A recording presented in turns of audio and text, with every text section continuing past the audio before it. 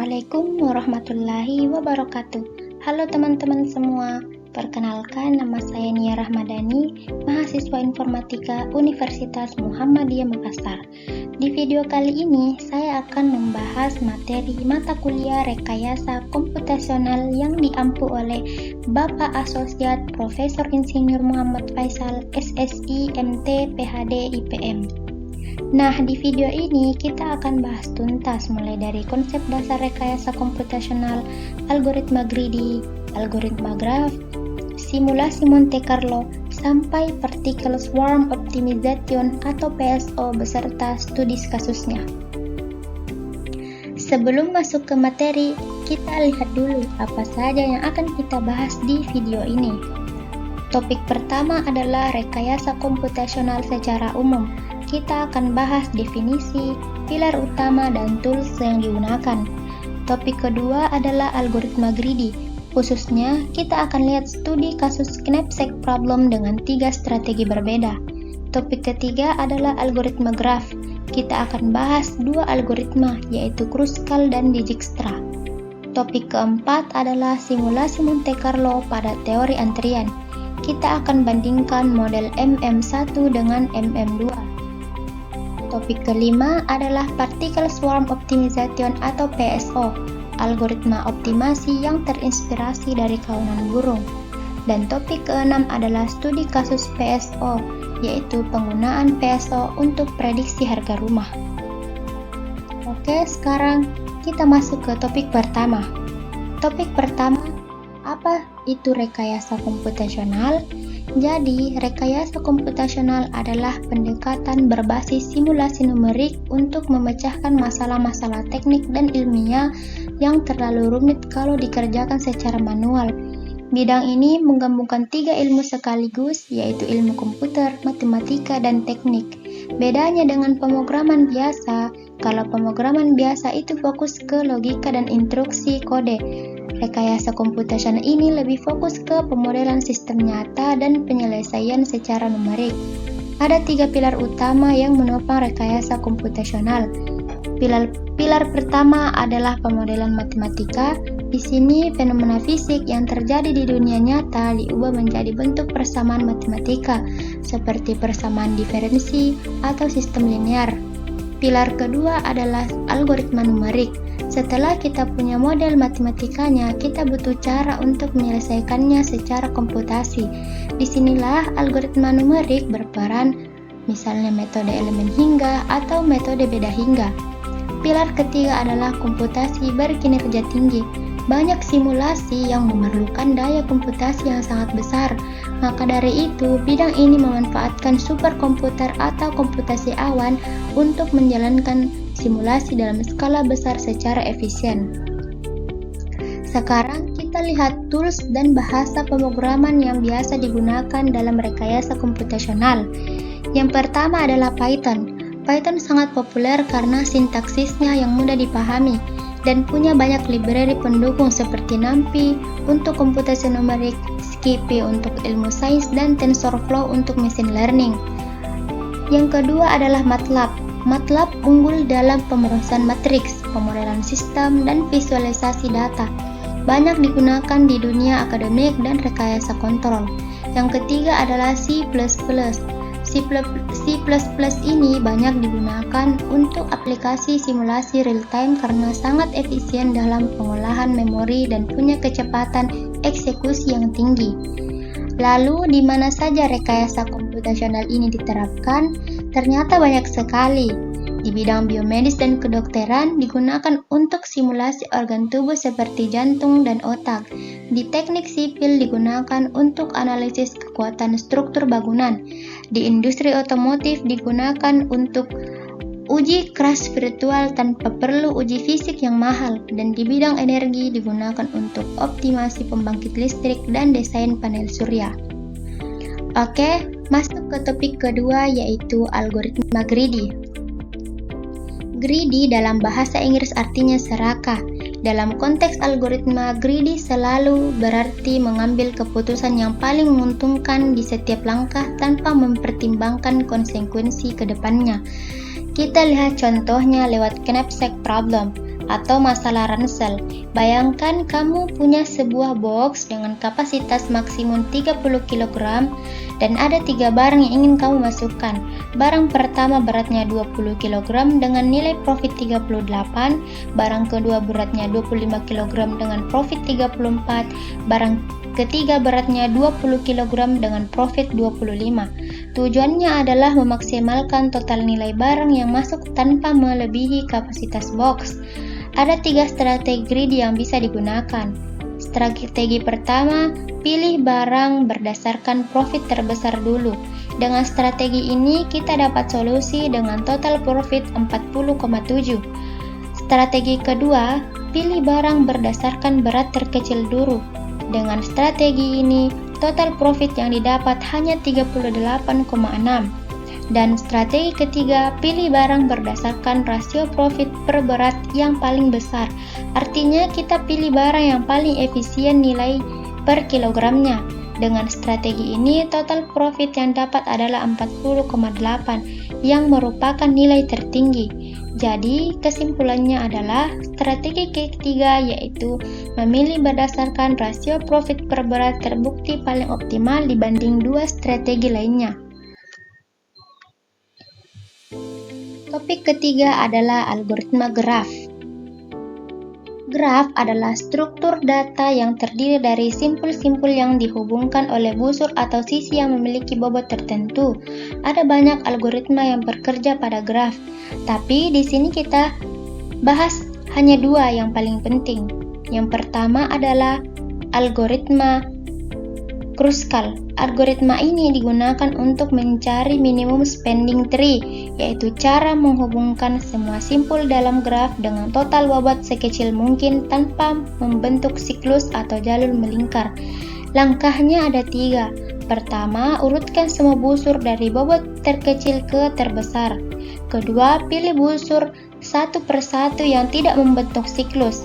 Ketiga, ulangi sampai semua simpul terhubung. Dari contoh di materi, bobot minimum spending tree yang berhasil didapat adalah 17. Yang kedua adalah algoritma Dijkstra. Algoritma ini digunakan untuk mencari lintasan terpendek dari simpul ke semua simpul lainnya dalam graf berbobot. Cara kerjanya, mulai dari simpul awal, kunjungi simpul terdekat yang belum dikunjungi. Perbarui jarak dan ulangi terus sampai semua simpul selesai diproses. Dari contoh di materi, jarak terpendek dari U0 ke U1 adalah 1, ke U2 adalah 3, ke U3 adalah 4, ke U4 adalah 5, ke U5 adalah 6, ke U6 adalah 7, dan ke U7 adalah 8. Algoritma Dijkstra ini sangat banyak diaplikasikan di kehidupan nyata. Contohnya Google Maps saat mencari rute tercepat dari satu tempat ke tempat lain. Topik keempat adalah simulasi Monte Carlo pada teori antrian. Teori antrian mempelajari sistem antrian seperti antrian bank, antrian kasir supermarket, atau antrian di server komputer. Tujuannya adalah menganalisis dan mengoptimalkan efisiensi sistem tersebut. Model yang paling dasar adalah model MM1. Huruf M yang pertama artinya kedatangan pelanggan mengikuti distribusi Poisson. Huruf M yang kedua artinya waktu pelayanan mengikuti distribusi eksponensial. Dan angka 1 artinya hanya ada satu server atau satu loket pelayanan. Ada beberapa parameter penting. Lambda adalah laju kedatangan pelanggan, MU adalah laju pelayanan, dan RHO adalah tingkat utilisasi server. Yang dihitung dari lambda dibagi MU, sistem dikatakan stabil jika nilai RHO kurang dari 1. Sekarang kita lihat studi kasusnya. Sebuah bank punya satu loket dengan rata-rata kedatangan nasabah 12 orang per jam dan rata-rata pelayanan 15 orang per jam. Kalau pakai satu loket atau model MM1, tingkat utilisasi mencapai 80%. Nasabah rata-rata harus menunggu 16 menit dalam antrian sebelum dilayani, dan total waktu berada dalam sistem adalah 20 menit. Itu cukup lama. Nah, bagaimana kalau ditambah satu loket lagi menjadi model MM2? Nah, hasilnya jauh berbeda. Tingkat utilisasi turun jadi 40%. Waktu tunggu dalam antrian turun drastis menjadi hanya 0,76 menit dan total waktu dalam sistem hanya 4,76 menit. Kesimpulannya jelas, menambah satu loket saja bisa mengurangi waktu tunggu dari 16 menit menjadi kurang dari 1 menit. Ini sangat berguna untuk pengambilan keputusan operasional di perusahaan atau instansi pelayanan publik. Topik kelima adalah Particle Swarm Optimization atau yang biasa disingkat PSO. PSO adalah algoritma optimasi yang terinspirasi dari perilaku kawanan burung saat mencari makanan. Algoritma ini pertama kali diperkenalkan oleh Kennedy dan Eberhard pada tahun 1995. Analoginya begini, bayangkan sekelompok burung terbang bersama mencari sumber makanan di area yang sangat luas. Nah, tidak ada satupun yang tahu di mana lokasi pasti makanan itu, tapi setiap burung mengingat posisi terbaiknya sendiri dan juga berbagi informasi kepada seluruh kawanan tentang posisi terbaik yang pernah ditemukan. Secara bertahap, seluruh kawanan bergerak menuju area yang paling menjanjikan. Dalam PSO, burung itu kita sebut partikel. Makanan adalah solusi optimal yang kita cari, dan area terbang adalah ruang pencarian. Persamaan update velocity-nya tertulis begini. Kecepatan baru sama dengan W dikali kecepatan sebelumnya ditambah C1, R1 dikali selisih P base dengan posisi sekarang, ditambah C2, R2 dikali selisih G base dengan posisi sekarang. Tiga komponen itu mewakili tiga hal. Pertama, inersia, partikel cenderung melanjutkan arah gerak saat ini. Kedua, kognitif, partikel terbaik kembali ke posisi terbaiknya sendiri. Ketiga, sosial, partikel tertarik menuju posisi terbaik kawanan. Nilai W atau inertia wake berkisar antara 0,4 sampai 0,9. Kalau nilai W besar, partikel cenderung mengeksplorasi area baru. Kalau nilai W kecil, partikel fokus mengeksploitasi solusi terbaik yang sudah ditentukan. PSO menyimbangkan keduanya secara adaptif sepanjang iterasi. Ada 4 komponen utama dalam PSO. Pertama, partikel, yaitu kandidat solusi yang bergerak di ruang pencarian.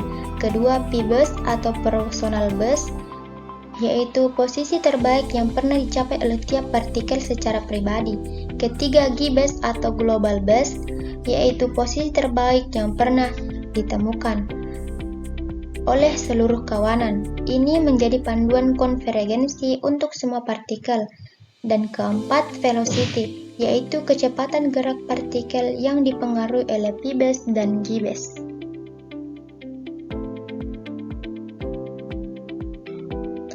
Topik ke-6, kita lihat studi kasus nyata penggunaan PSO untuk prediksi harga rumah. Tujuannya adalah mencari koefisiensi regresi yang optimal untuk model regresi linear berganda. Modelnya adalah Y prediksi sama dengan beta 0 ditambah beta 1 dikali X1 ditambah beta 2 dikali X2, di mana X1 adalah luas bangunan dalam meter persegi dan X2 adalah jumlah kamar. Nah, PSO digunakan untuk mencari nilai beta 0, beta 1, dan beta 2 yang membuat kesalahan prediksi atau RMSE sekecil mungkin.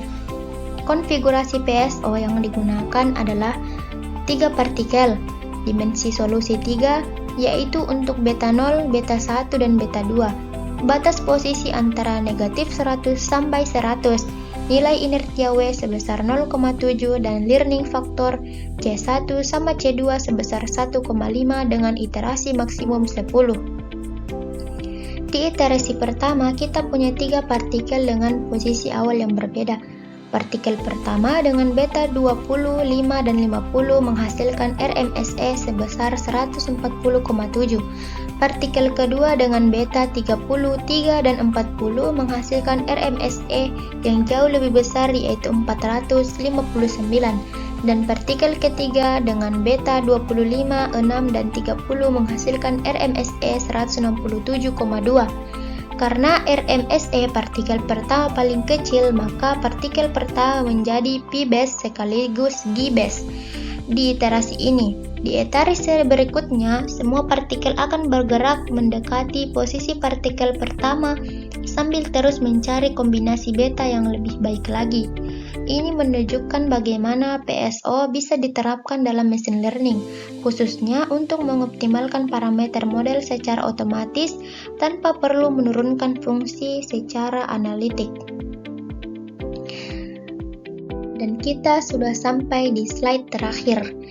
Kalau kita lihat semua topik yang sudah kita bahas, semuanya sebenarnya terhubung dalam satu benang merah yang sama, yaitu menggunakan pendekatan komputasi untuk menyelesaikan masalah nyata secara efisien.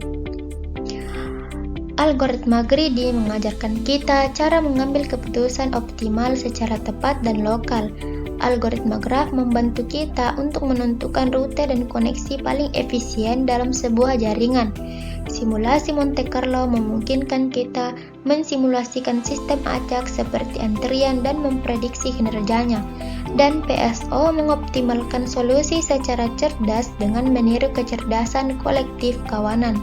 Seperti yang selalu disampaikan oleh Pak Faisal, rekayasa komputasional bukan hanya soal teknologi, tetapi bagaimana kita menggunakannya untuk menyelesaikan persoalan nyata secara efisien dan etis. Semoga video ini bermanfaat dan membantu teman-teman semua dalam memahami materi rekayasa komputasional informatika. Wassalamualaikum warahmatullahi wabarakatuh.